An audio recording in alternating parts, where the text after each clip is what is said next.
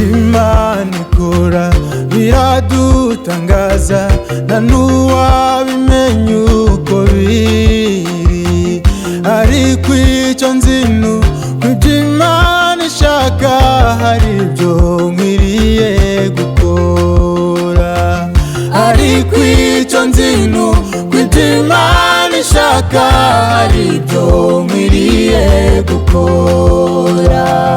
Mu rugendo ntabwo nabimenya byose, ariko nzi ko nzabimenya. Ni kuki turizwa n'ibyago biriho kandi ari ibyo mu gihe gito?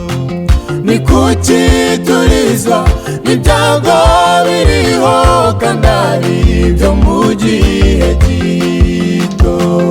Yesu nzi ko ufite amagare ibihumbi, harimo n'ibyo wangeneye. Icyo wampitiye Mana kugira ngo nzagere mu ijuru amahoro. Icyo wampitiye Mana kugira ngo nzagere mu ijuru amahoro. Kandi nk'uko Eliya yajyanywe n'ingoga, nanjye uko niko nzava mu isi. Ubwo ibyago byose bizaba bishize, hariho guhimbaza Imana. Ubwo ibyago byose bizaba bishize, hariho guhimbaza Imana. Haleluya, tuzaba ibihumbi turamya Umukiza, tuzamuririmbira twese. Uri Imana ikiranuka muri byose, ku buntu ni ntabwo tugira. Uri Imana ikiranuka muri byose, ku buntu ni ntabwo tugira. Unegereje kandi nihanganye kuzasobanukirwa byose.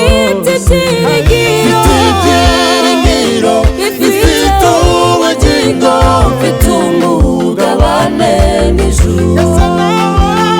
Mfite ibyiringiro bifite ubugingo, mfite umugabane n'ijuru. Mfite ibyiringiro bifite ubugingo, mfite umugabane n'ijuru. Mfite ibyiringiro bifite ubugingo, mfite umugabane n'ijuru. Mfite ibyiringiro bifite ubugingo, mfite umugabane n'ijuru. Mfite ibyiringiro bifite ubugingo, mfite umugabane n'ijuru.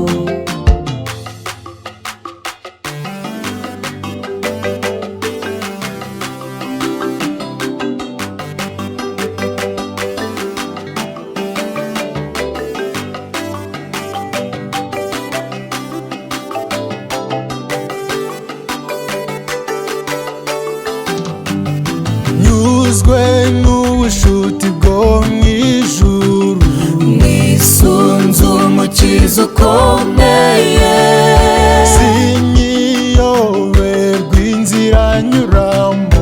Nisunze Umukiza ukomeye, Nyuzwe n'ubushuti bwo mu ijuru, Nisunze Umukiza ukomeye, sinkiyoberwa inzira nyuramo. Nisunze Umukiza ukomeye, niseguye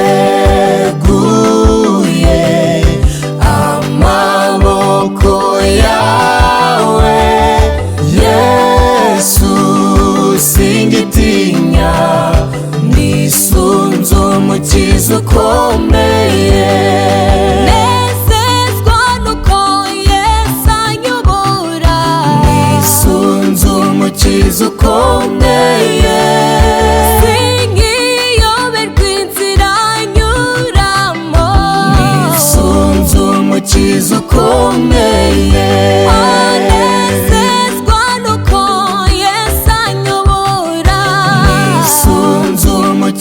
ukomeye kandi sinkiyoberwa inzira nyuramo nisunze umukiza ukomeye